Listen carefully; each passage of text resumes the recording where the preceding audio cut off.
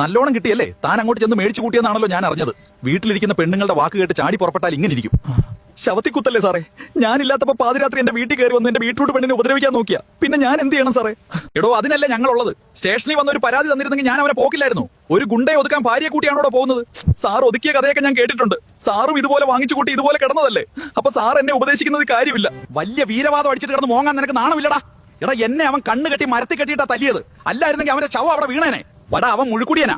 ഒരു സമയത്തും അവന് ബോധം ഉണ്ടാവില്ല. അങ്ങനെയുള്ളവനുമായി മുട്ടാൻ പോയാൽ ചിലപ്പോ നീ പടവാവും. അതെങ്ങനെ? നിനക്കും ബോധമില്ലല്ലോ. ഇവിടുന്ന് ഒന്ന് ഇറങ്ങട്ടെ.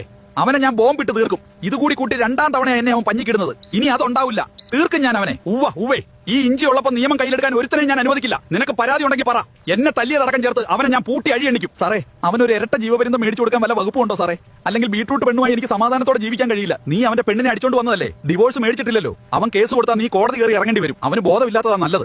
മഞ്ജു ക്യാരട്ടെ, നിന്നെ വിഷമിപ്പിക്കാനല്ല ഞാൻ പറയുന്നത്. നീ ഇനി അവനുമായി മുട്ടാൻ പോകണ്ട. അവന്റെ കാര്യം ഞാൻ ഏറ്റു. നീ ഒരു പരാതി എഴുതി തരണം അവനെ പൂട്ടി അകത്തിടാൻ. ഇപ്പൊ കുറെ കാരണങ്ങളായി. അവനെ പൂട്ടാൻ എന്റെ ടീമിലേക്ക് ഞാൻ ഒരു ഉഗ്രൻ മുതലിനെയും കൂടി ഇറക്കുന്നുണ്ട്.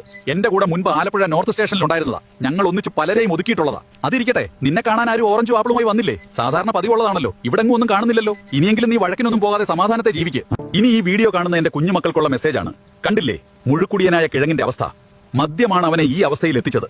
അവന്റെ ലഹരി ഉപയോഗം കാരണം അവന്റെ കുടുംബം അവന് നഷ്ടപ്പെട്ടു. കണ്ണിൽ കാണുന്നവരെയൊക്കെ തല്ലുകയും ചീത്ത വിളിക്കുകയൊക്കെ ചെയ്യുന്നു. ഏത് സമയത്തും ഒരു തരം ദേഷ്യമാണ് അവന്. എന്റെ മക്കൾ വളർന്നു വരുമ്പോൾ ഒരു തരത്തിലുള്ള ലഹരിയും ഒന്ന് രുചിക്കുക പോലും ചെയ്യരുത്. നന്നായി പഠിച്ച് കളിച്ചു വളരണം. ഇതൊക്കെ ഒരു പാഠമായി നിങ്ങൾ ഉൾക്കൊള്ളണം. താൻ വിഷമിക്കണ്ട. കിഴങ്ങനെ ഞാൻ പൂട്ടും. നല്ല മണിച്ചിത്രത്താഴിട്ട് പൂട്ടും. പരാതി ഇന്ന് തന്നെ തന്നേക്കണം കേട്ടോ.